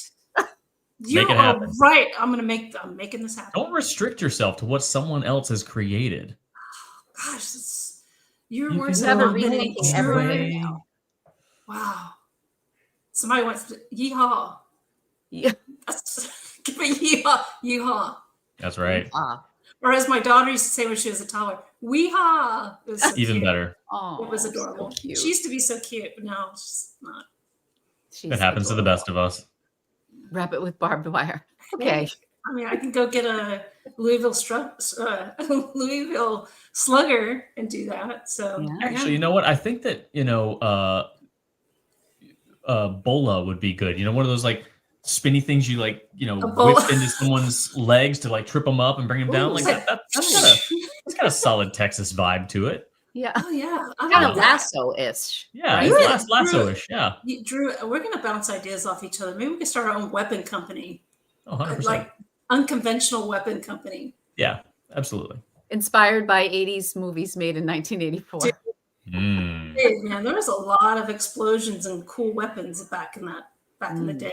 I mean, they don't make them like that anymore. No, unfortunately. You know what movie I was trying to think of today? Because I was going to say to Drew, this movie or that movie. And that would have been fun. right for the 80s. And I got tripped up with at first I was going to say Say Elmo's Fire or The Breakfast Club. Breakfast Club. Easily. Yeah. Although St. Elmo's Fire by, was it Night Ranger or The song. The song? Yeah, who sang? Was it Night Ranger or I don't know. They played the hell out of that. New horizon underneath the blazing skies. I'll be where the eagles flying higher and higher. Oh yeah, so good. The song St. Elmo's Fire. Oh yeah, all I need is a pair of wheels. Oh yeah, woo. So good. Listen, going. Well, what about Don't You Forget About Me, though? That's Simple Minds. That's good. That's good, but it's no St. Elmo's Fire. So You're right. I'll give the song yeah. St. Elmo's Fire, but the movie Breakfast Club, 100%. All right, so we're totally. not okay. So theme song St. Elmo's Fire takes it for Drew, but movie Breakfast Club, 100%. Okay. So then the other one I can't like right at this current moment. I can't think of it. It was Mannequin or the other one where the really hot, beautiful woman comes Weird to Science. life. Weird Science. Weird Science. Yeah. Oh, I will say I have not seen Mannequin. I have seen Weird Science. Weird Science is so good. God, we watched that movie so many times. Me and my sister were movie, but I mean, watched constantly. We got cable and it was over. Weird Science, like our family like recited lines from Weird Science. Yes. I did last year. I think I did go through and just, I don't know why, because no one asked me to, but I did like decide on like my top 20 movies and top 20 video games of all time, and actually like wrote them down on my Instagram stories. So I actually have a pretty good understanding of like what beats what as far as if they're in my top 20 or not. Yeah. Okay, what's number one? Oh, Ghostbusters. Ghostbusters. Oh, that's interesting. That was a really good one. Says it with such confidence. I mean, what do you mean? Well, I mean, it's fresh in my mind. I remember like it's Ghostbusters, Karate Kid, Back to the Future, top 3. Honestly, it's so hard to choose. There's the 80s, as far as movies are concerned, that was like the last decade that things were like original, exciting, and the 90s had some, but the 80s, there's no decade like it.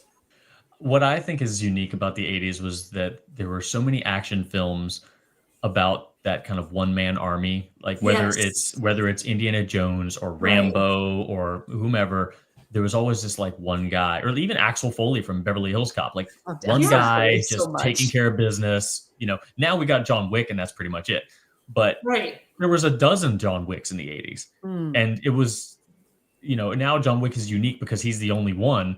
But if they made John Wick in the 80s, he would be a dime a dozen. Be like, all right, here's another one of those. Exactly. Yeah, he wouldn't stand out as much. It was interesting that kind of went away in the late 90s, early 2000s. There was kind of a dead zone there, and then superhero movies kind of came and took that place. Yeah. It's a great observation. Because there was no good superhero movies in the 80s. That was one thing that we were lacking, because we had Dolph Lundgren as the Punisher, and ouch. I remember when Batman came out with Michael Keaton. That was a huge deal. Was it 89? It was 89. That was a really big deal with Kim Basinger. Basinger. Ghostbusters 2, which was I can remember seeing movies that year. I was like 5, but I saw Ghostbusters 2 that year and Batman, and then Ninja Turtles wasn't far behind because that was Yeah, that 1990. was. Yeah, I was gonna say that one was because Vanilla Ice did a whole thing That was for. two, Vanessa. Was that for? Dude. Damn. It was kind of a blur. I was a I mean, teenager. Ninja Turtles had a rap too, but I will believe it was Partners in Crime with a K. I don't remember. I was not a Ninja Turtle girl. I was born in 1973 though, so 73. So the 80s were like growing up. Those Right, are yeah. that was. You were lucky. Like I had to experience it all retroactively. Yeah, yeah, like that was we were growing it. up at that time. I was born in 75, so like I was like, the 80s was like that was my coming favorite of movie age. from the 80s. It's a bit of a sleeper, but Say Anything with John Cusack. Oh yeah. Oh yeah, I that's love a good it one. so much. I That just was a love good the one. Boombox and Peter Gabriel and In Your Eyes. Wow, Like, it's on repeat. One year for Mother's Day, I made all of my kids watch Say Anything. And then John Cusack came to Worcester and you did like a movie viewing and then you could have like a Q&A at the end. And I went up and I shared a story with him because I asked my kid like what their favorite moment was from the movie.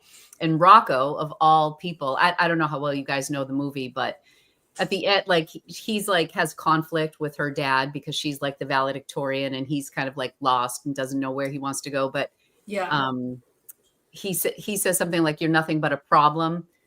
You're like basically getting in the way of my daughter's dreams." And he says, "Well, I'm the problem that's going to England with your daughter."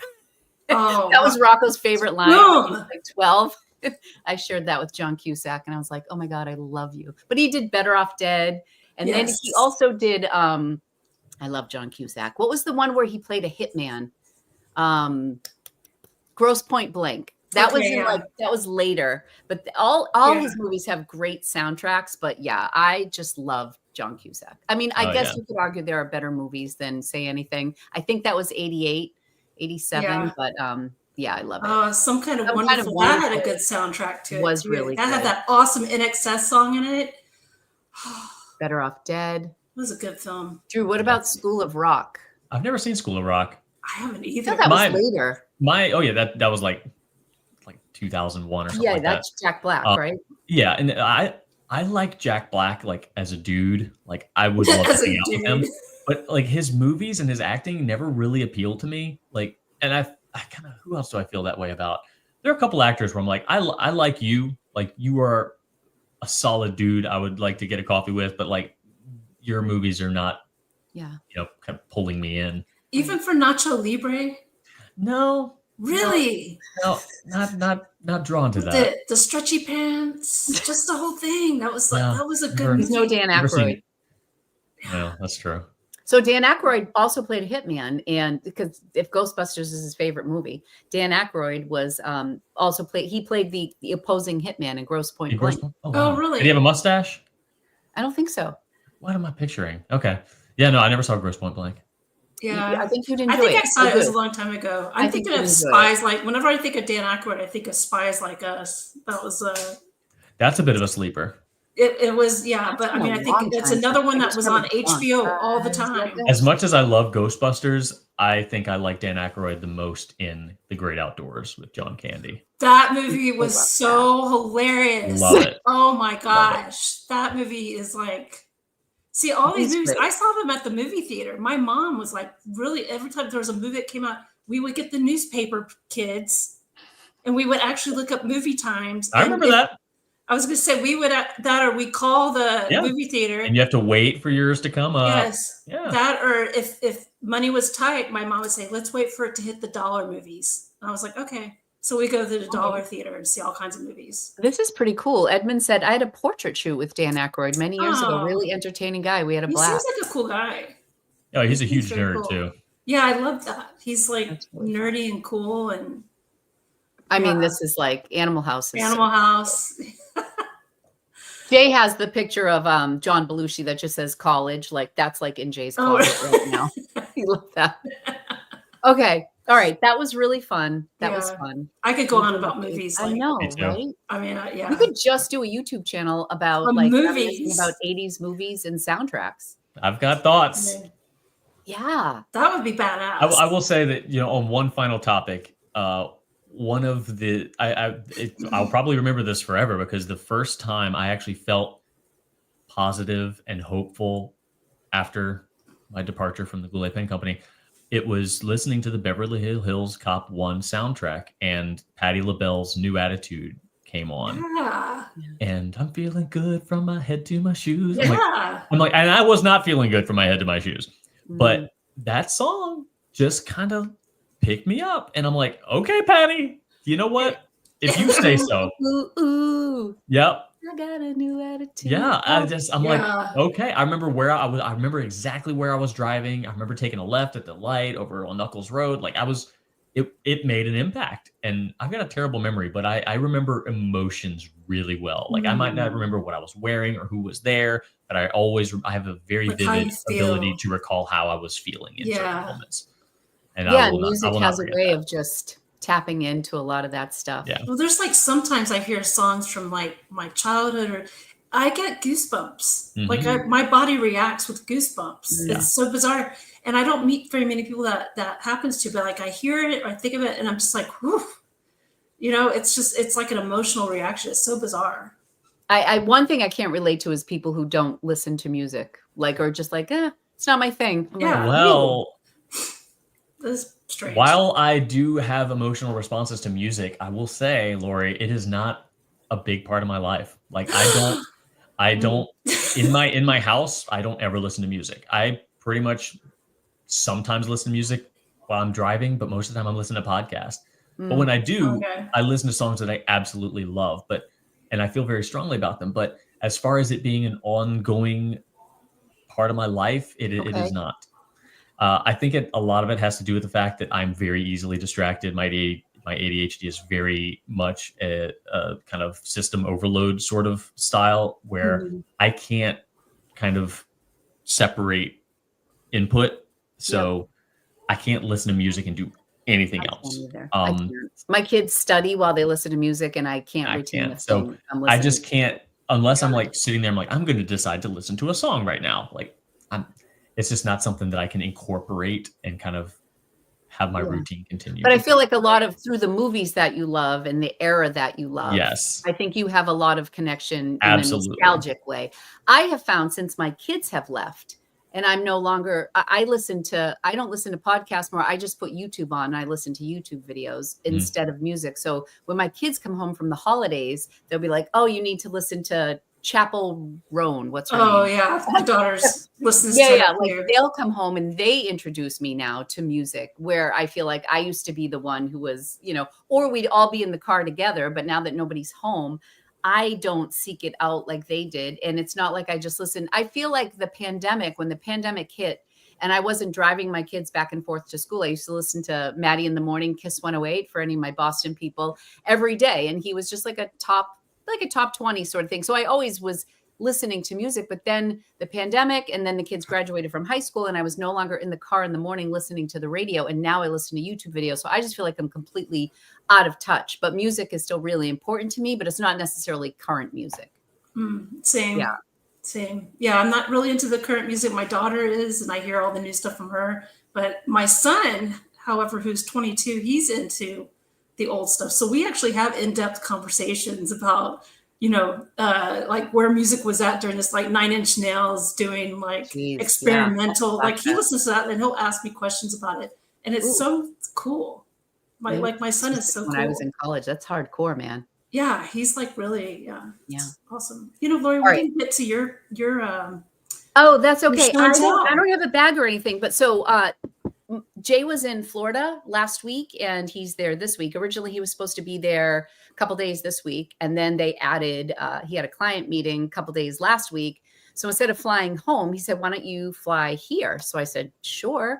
And life has been really crazy. So I flew down. And what I want to share with you is whenever I go places, I am known to just Google thrift stores near me, stationery stores near me, because I can always like film a thrift with me video for Lori's Boston Found, or I can discover stationery or pen shops or things Brilliant like that. name, by the way. What, right? Boston Found. Oh, Lori's Boston Found. Thank you. Yeah. Thank you. Thank you very much. I do love it. My girlfriend, who's like a writer, she helped me with it. I was really struggling. I didn't have a name for a year. And as soon as that was it.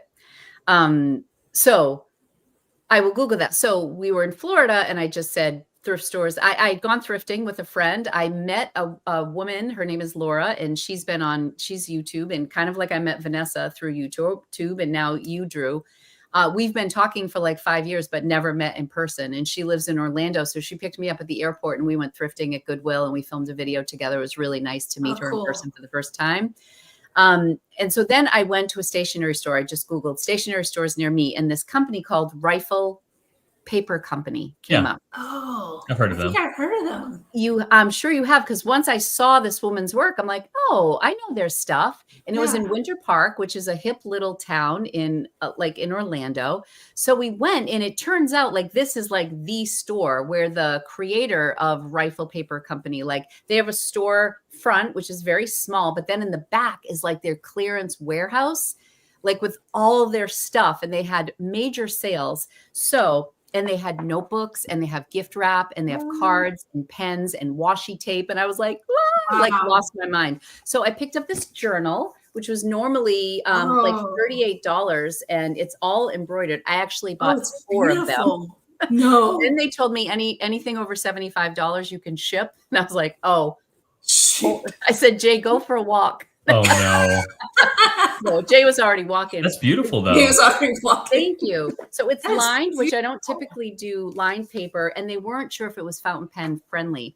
And I went online really quickly, and there were a couple Reddit posts that said that they weren't. But then I did a little test in the back here, and I think this performed quite well. I said, I was pretty impressed, and I used like different pens, different nib sizes. So yeah, this was $15.99. Yeah. Wow. You want one for Christmas, Vanessa? I bought 4. They're being shipped to my house. Yes. So I have this thing that I call auxiliary gifts. Like there's always like housewarming gifts that I need to bring, or you need to bring a grab bag for Christmas, or your friend has a birthday and you go out to dinner and everybody brings a little something. And I like to have a lot of auxiliary gifts. Yeah, that's smart. Laura, can I ask, Good. How has being a more or less professional reseller changed your buying habits? Oh, good question. Immensely. I mean, that's what I'm kind of hearing that. I've always been a real bargain hunter, Drew. And then this, since I became a reseller, I was a stay-at-home mom for 20 years. And I would dabble in eBay here and there to make a little extra money. And I just really love to shop, and I just didn't need that much. And then I just kind of had this idea that I started reselling on my own. And then I realized, like the pen community, there was this huge community of resellers. I just never called myself a reseller. I would just go to Goodwill and find things and flip it. I was really I also worked at the American Girl doll store for 10 years.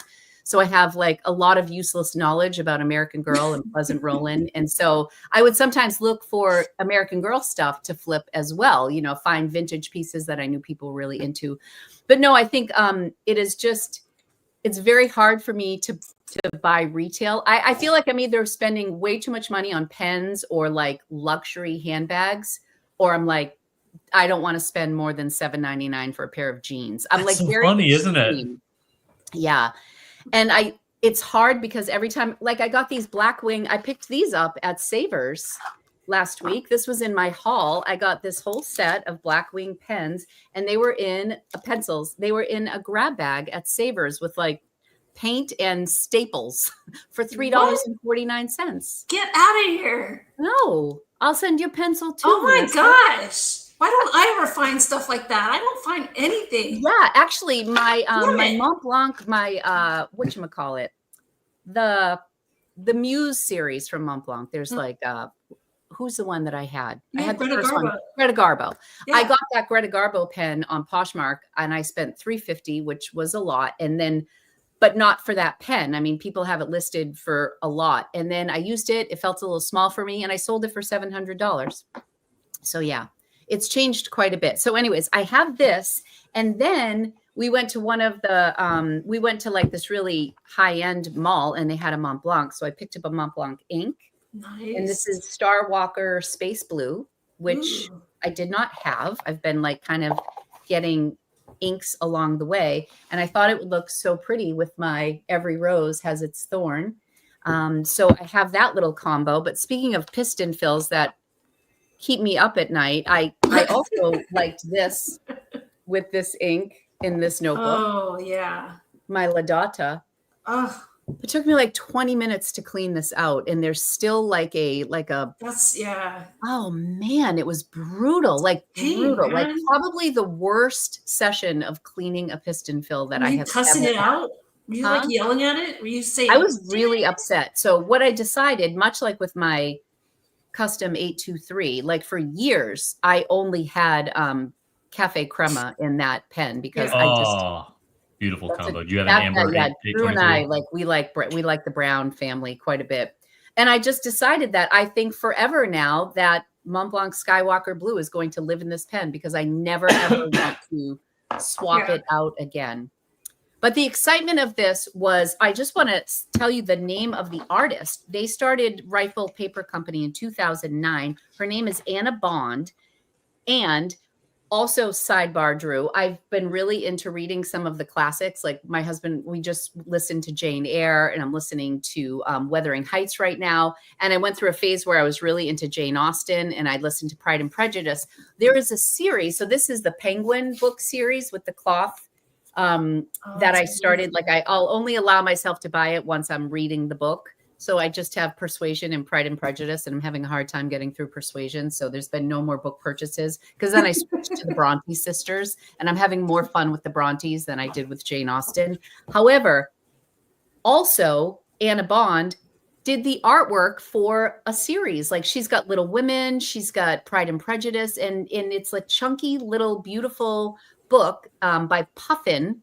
And it's her stuff. So she had all the Jane Austen books in her stationery store. And my worlds were colliding, and I had so much fun. So stay tuned because I think I am going to have to do a Rifle Paper Company haul when the truck pulls up to my house next week. Yes, I have a hard time saying no to a good bargain. So that's my share for the week. Yeah, and then the multiple items too. That's you like having foresight is like, okay, yes, I want this one thing, but what if I need more? Or what if someone else wants one? Like that I think is a reseller kind of trigger. Yeah, too, and the reseller / order, it's a problem. It's a problem. I'm in the middle of a big liquidation for my business right now. We'll call it futuristic. Yeah. There you go. It's You're hard a visionary. To let go. It's hard to let go, but I'm working on it. So I've replaced my toxic spending habits for reselling thrifted items with spending all of my money on pens. So I just replaced, like I used to collect American Girl stuff, and then I collected like thrift stuff, but then I turned it into a business. And now I'm liquidating that, and I'm just spending all of my money on pens, which let me tell you one thing that I would be doing if I thrifted as much as you. One easy thing that a lot of people don't know is that any coin, a nickel, a dime, a quarter, basically quarters and dimes, anything you find that's made before 1964 is mostly silver. Yeah. And like a quarter from 1964, 1963 is like $5-10. So like if you ever come across like it's just a pile of old coins, like it's worth checking out. That's what my son does that. When my son gets change back, he sits there and he goes through them. Yeah, every time. It's super fun, and sometimes it's worth it. So tell me, when I'm out thrifting, if there's something that would be like a dream thing for me to find for either one of you, like what would it be? Like if I was like, oh, here I am and I found this thing, Vanessa will love it, or Drew would love it. Like what would be like your dream thrift find or something you're always looking for? Like my ears were perked up when you were talking about the Lee with a corduroy denim, because certain denim pieces do really well, especially if they're flannel lined, Pendleton denim jackets, things like that. I mean, I could give you a whole list of like old Super Nintendo and Nintendo games, like not necessarily ones that I want, but ones that I know are worth a lot of money. There's a game called Little Samson for the regular Nintendo. No clue. I'm not appealing, but I know it's like a $500 cartridge. Wow. And then, oh yeah, absolutely. Like I have all the games I want, the old cartridges, because I don't collect discs. I basically stop with cartridges. So Sega, Super Nintendo. But I have all the ones I want that are moderately priced. Like I've never really wanted to spend more than $75 on an old game because I don't do anything with them. They're just things, if I actually want to play them on the go. I emulate them. I play them on something else. But I'm a nerd collector. So I did pay $200 for one. My brother bought me another like $250, $300 one for a birthday. But, you know, the ones I want now are just way out of my range. Like Mega Man X3. Like I think that thing goes for like $350, $400 sometimes. Oh my gosh. Mega Man for the Nintendo, Mega Man 5, I think is pretty expensive. Mega Man 6 is less expensive for some reason, but 5 is super expensive. So I would probably just be like hunting for that one random game. There's one game called Hagane for the Super Nintendo. That one's really pricey in the collector market too. It's a fine game. It's nothing spectacular. Earthbound is like a $300 game. Wow. Yeah. There are people who just specialize in video games, and I am not one of them. So I'm like clothing, but it's a very niche, and people. Everybody knows what they have now. So like, it's so hard to find a deal. Like you just Google it real quick. You're like, oh, it's a $300 game. Great. So I was collecting back before they were like retro and exciting. And price COVID gouging created so many collectors too. Like after COVID, these games prices just skyrocketed. And that's basically when I stopped collecting because it just became not fun anymore. Yeah, that's too bad. Luckily, I had a pretty good stock. But what about you, Vanessa? Random. I'd have to say, if you could find, if like you came across a Chanel tweed jacket from the 80s, I would be all over that. I'm sure. Like that classic, Karl Lagerfeld designed elbow patches. No, okay. No, just. I think tweed jacket. I think elbow patches. Can you imagine? It's a special kind of woven tweed that Chanel makes. Chanel would be an absolute dream, wouldn't it? Yeah. Or I don't know if I could hand that over to you though. I know that's the thing is I'd have to come to Boston and fight. Try it out. Yeah. It's like we'll fight for it. Whoever wins. Chanel would be amazing. I just found a Balmain jacket. And it was authenticated, which is good. And gunny sacks from the 70s. That was a good flip. Okay, we have people who want the Q&A. Yes. So we have gone off topic for quite a bit. We do that a lot here. So so it's 5:32. We're past the 90 minutes. How's everybody doing? I'm good. I'm okay. I'm fine. I have drank a coffee and most of the giant thing of water. So, but I can hang for a little longer. Okay. Let's say 10 or 15 minutes just to be respectful of everybody. And we will close the show with some questions for Drew. So I am opening the floor for all of our wonderful listeners here. We do appreciate you guys. Thank you for. Yes, we do. We have 138 people in the chat today, which is really nice. We appreciate that. So I don't know if I can go back and see if there are some questions or if people just want to throw them in the comments now. Because Shari just said, are we going to have a Q&A with Drew?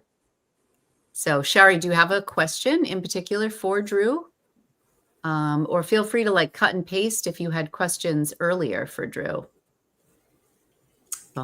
Yeah, we got Drew on the line, everybody. Upcoming fountain pens that I'm looking forward to. I have been a little unplugged as far as new stuff is concerned. You know, I've still been writing with my pens and loving my pens, but I haven't exactly stayed kind of plugged in on the new stuff. I will say I did see a pen from I think Monteverde, the Dakota, which is a short long pen or a long short, basically what the E95S is. Okay. Oh, okay. One of those that's like it's short, but then when you post it, it's regular size. Yeah. And I remember seeing that and being really, really excited that a company was making another one of those pens, because Sailor used to make those pens, Platinum used to make those pens, Pilot made a ton. Like it was a really popular design, you know, a couple decades ago.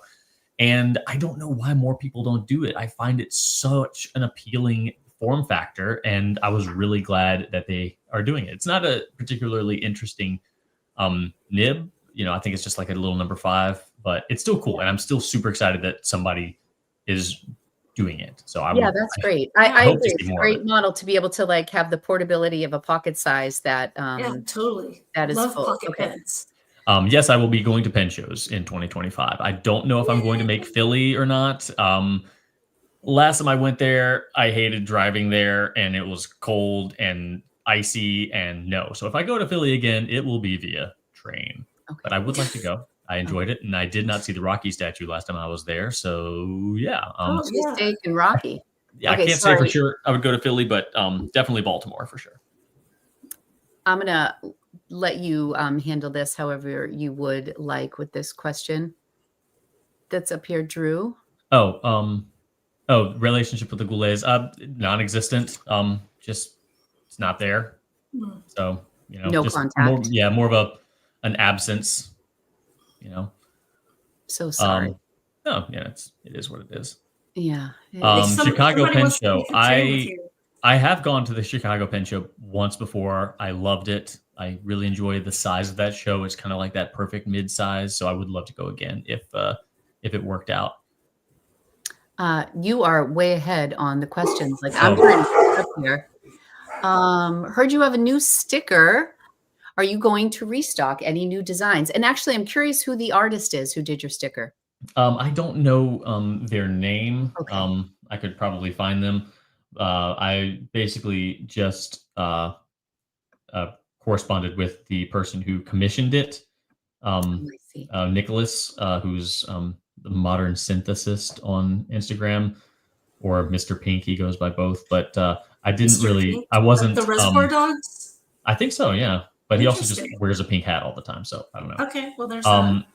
But yeah, so I don't know. I know I follow them, but I'd have to go and see who my most recent follows were. But yeah, I will be making some more. I did not expect to have 200 that I need to ship out now. I was figuring okay, I'll probably sell maybe 5 a week for the next several weeks. And then, that sounded manageable to me. This is less manageable, but I think I'm about halfway done. So it's not too bad, but I'm going to get all this done first. I need to make sure that this is done smoothly and without any sort of issues. I'm a little worried because Ko-fi, Kofi, they have a donation page and then they have a shop page. And I worry that some people might have just donated thinking that would give them a sticker, and they didn't actually go to the shop page and buy the sticker.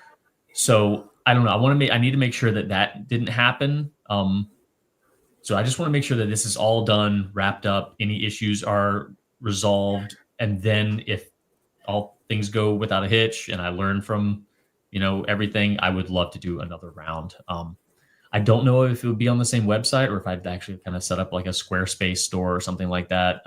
Great idea. I'm not looking to have any sort of retail platform. I don't want that. I don't want to have to deal with the taxes and stuff like that. So I don't know. Maybe I'll just send them to somebody else and let them sell them for me. I don't know. But I would definitely like to do more for sure. Do you have a design in mind? I would probably, a lot of people want the same sticker because they missed out. So I would probably just kind of slightly alter kind of the sunset colors on the back of that. And just kind of do the same sticker again, but slightly altered. So the people who ordered it first would still feel that would be cool. Like the second drop with slightly different. Yeah, that'd be really cool. More questions. Hold on. I used to be such a fan of the Pencast. Can't get over the way things went down. Yeah, you're very missed on the Pencast. I haven't watched it since, as I said. Not for any shade. It's just not as interesting to me anymore. Yeah, I would like to put something together that has that same vibe. I think that I would like to do it in person. I think that a lot of the thing that made that show interesting was the fact that it was live with two people. And I know that you two have great chemistry, but I think there's also something there's an X factor involved when there's two people in the same room. I think that there's no delay. You get to really play off of each other. That kind of in-person vibe was really cool and really special. So I would love to recreate that, but it would just be Shannon. I don't have many options. So that's a great option. It might be. Yeah, it might be. So I would like to create something because I foresee that if I'm able to do something professionally with the stationery world, I don't think that a long form, super casual thing like the Pencast would be something I would be doing anytime soon. So, but I also would like to continue that style of, content, which I really enjoyed. And I think everybody else enjoyed it too, Yeah. because it was just very personal. And, but I just don't know how I'm going to kind of figure that out, but I do want to figure it out. I mean, the Pencast was a big inspiration for the Juicy Broads. And There I wanted the female. And, this is one of the things I always wanted to share with you. I started on Lori's Boston Found. I do a thrift cast. Oh, I love it. Where I kind of followed your format and, talked about it. So, yeah, I think you guys were an inspiration for a lot of people. A lot of these, like, talking about pen shows are popping up. And I feel like, you guys were an inspiration to a lot of people. That's great. So I think people would love to see you back. Drew, would you consider starting your own pen company if you had an investor? No. Okay. I will say I did get some interesting offers when I was no longer with Goulet. I did some things appeared that I got to consider. I am not an entrepreneur. I am very passionate. I'm very interested. I'm very bought in, logged in, and emotionally connected to pretty much everything I do. But I am not a hustler. I am not an acquirer of clients. I am not a proactive, bell ringer. Hey, come on into my store. I've got what you need. Like, I quit a job one time because they wanted me. It was the Wilson's Leather in the mall back when, I was, probably oh my gosh, at 17. They wanted me to stand outside the door and get people to come in. I'm like, I was like, nope. I put in my 2 weeks right then and there. I'm like, I am not doing that. I hate people like that. You don't like being perceived as a salesperson. No, I don't.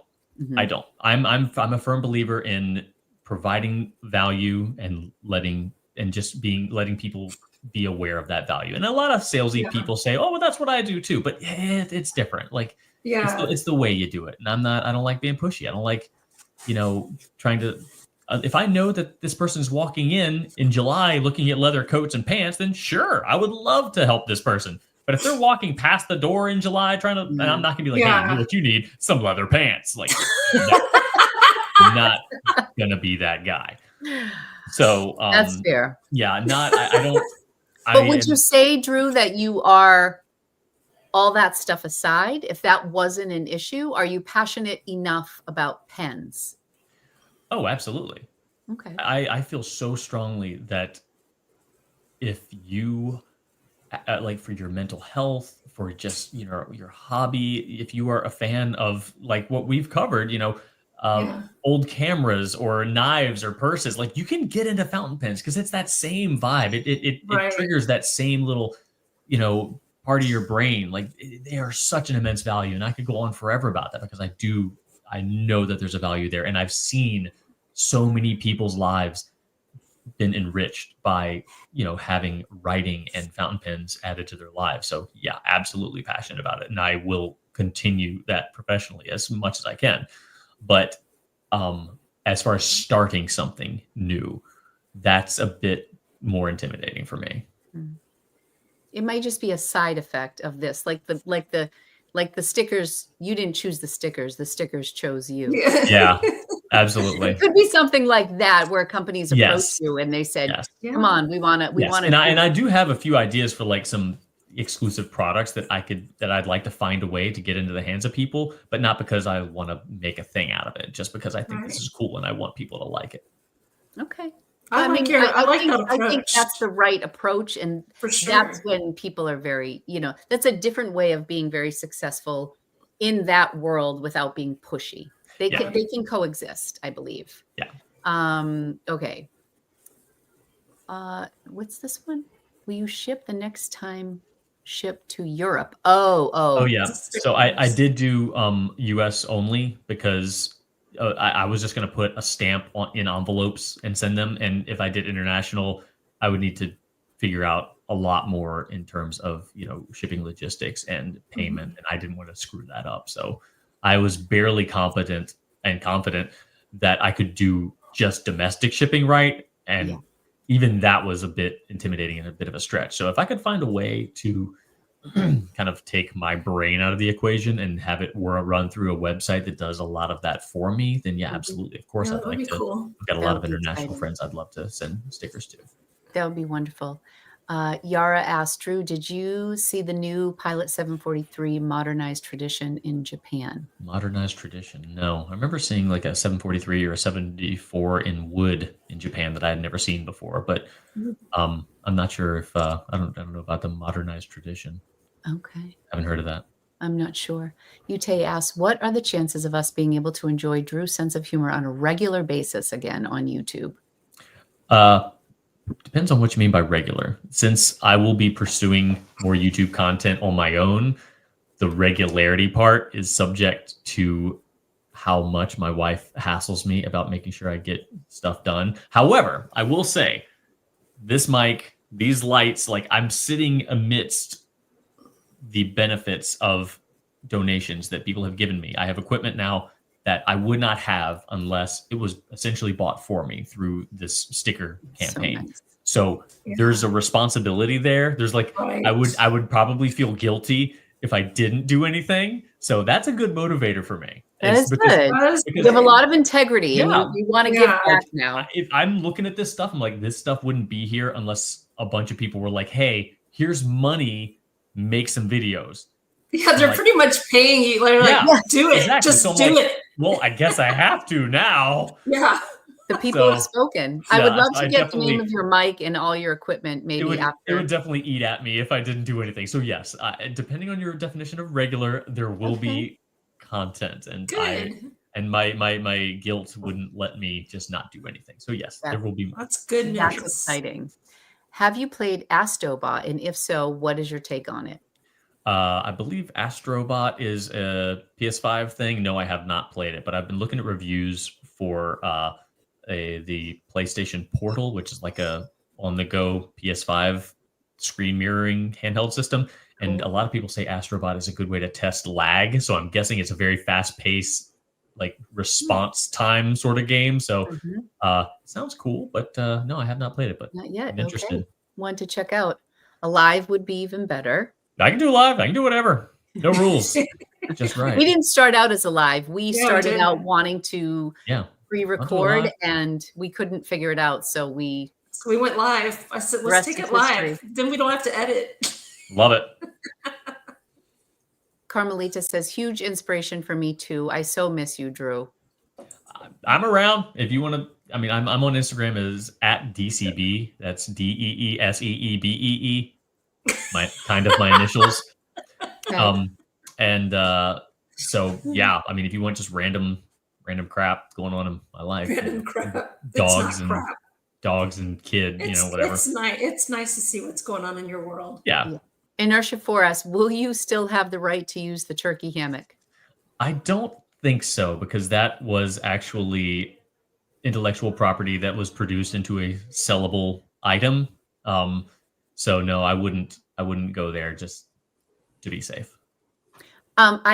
This is kind of a weird, well, not a weird question. How do you feel about seeing yourself in all the playback videos that will forever live on YouTube? It's fine. I'm glad, because it was hard work. It was work that I very much believed in, work I was very, very passionate about. And everything I did there was done out of sincere, like, love and enjoyment. And I put my heart and soul into all of it. And it would be sad if it went away. Yeah. Yeah. No, so, and I still believe in it, forever. And I'll probably be forwarding those videos to people forever, because everything I said, I meant. And, I think the information, as long as it's not like just objectively outdated, is still good stuff. Yeah. It's nice that you have that legacy that will be around, which is really as long nice. as it's helpful. I still want people, regardless, I still want people to write, and I still want new people to write. And if those videos are still doing that, then I'm happy. That's awesome. Cool. Could be that your popularity eclipsed BG's, and that is why you were let go. I don't think that hypothesizing in that regard is. Would be fun for you to design that Sierra Mist Banu. Not sure if that was one you wanted to design. Close. My recommendation was a Taco Bell Baja Blast Mountain That's Dew. what he did correct Banu. himself after that. Yeah. In the chat. So my daughter loves that Baja Blast drink. Yes, that would be such a gorgeous color. It would be. It's a beautiful blue. Intent is the difference. Another question, how was Japan? Was that your first time? It was my first time. I'd only been out of the country once, and that was on a trip to Italy with Kenro to visit Monte Grappa and Aurora, and that was a very fast-paced, very business trip. So this was more casual, and I loved it. I wish I was feeling a little bit better. I would have been able to enjoy it more fully, but I think a lot of the enjoyment is going to come via reflection and kind of retroactive remembrance. And even right now, I'm still like remembering things and replaying things that were just so special. I can't believe I did that. Memorable, yeah. And there's a chance you'll go back. Yeah. I'm like going down the line. I just want to make sure I am. You're the influencer of the stationery world. If Drew recommends it, people will buy it. I did sell a few tiramisu Oreos. I'll say that. Wait a second. What is this? It sounds delicious. I posted about them I think a week ago, maybe, about how good they were. And then I just kept getting tags and Instagram stories where people went out and bought them and tagged me. And I'm like, yeah. No, there was a tiramisu Oreo cookie. Oh, yeah. That's been like a sad thing in our family because Jay would always buy them for the kids, like all the different stuffings. And now that the kids are gone, I said, don't bring the Oreos home. Yeah. We do love tiramisu. We may have to make an Oreo exception. Thins, Lori, so they're healthy. Oh, yes. Okay. Well, I'm going to tell Jay. They'll be in my house by Friday. Perhaps a cooperation with Yost. Yeah, I'm going to be on his show next week. Oh, cool. Very nice.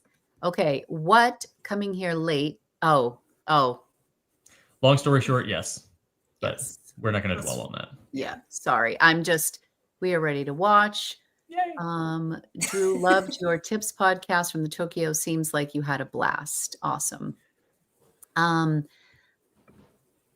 of the earlier Worlds Colliding comments, Drew, were you aware that the game designer of the Earthbound game is the founder of Hobonichi?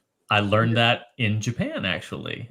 We went to the Hobonichi store, and there was a bunch of Mother branded things, which is the name of the game in Japan. And yeah, I asked CY, I'm like, why are they selling a bunch of Earthbound stuff? And he told me all about it. That was quite fascinating. I also learned that Hobonichi is not just like a planner. It's like a whole thing. Lifestyle brand. Yeah. Yes. I volunteer. Also, hi, John. I know John. I like John. To be Drew's guest. Wendy Sue will be one of your guests. Okay. Hi, Heather. So nice to see you, Drew. Actually, Wendy Sue was on Yost's show last week. I have to catch that. That's 3 times I do follow. Okay, I'm trying to get to questions. How about hooking up with Stephen Brown and have a show called S&D Brown? So I will not be the only guest on Yost's show. Is the doctor going to be in?